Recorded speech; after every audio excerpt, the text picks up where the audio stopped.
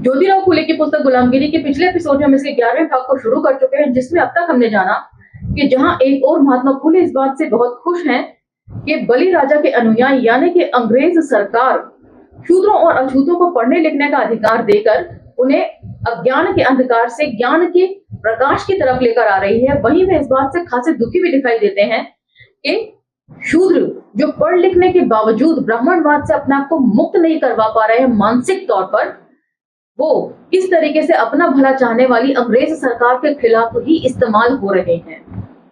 ब्राह्मणों के पास पढ़ने लिखने की ताकत थी, यानी कि कलम की ताकत थी, और उसी कलम की ताकत के दम पर इन्होंने अपना इतिहास स्वर्णिम अक्षरों में लिखा। न केवल अपना इतिहास लिखा बल्कि शूद्रों और अछूतों की कुर्बानियों को इन्होंने इतिहास से गायब ही कर दिया। उसके बाद वे इस बात का भी जिक्र करते हैं कि किस तरीके से ब्राह्मण के हाथ में अनजाने में ही अंग्रेज लोगों ने सत्ता सौंप दी है।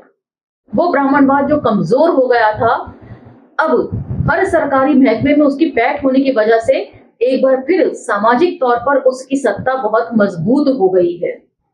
यहाँ तक तो हमने पिछले एपिसोड में चर्चा कर ली थी। अब हम चर्चा को यहाँ से आगे लेकर चलेंगे और इसके बचे हुए भाग की तरफ चर्चा करेंगे।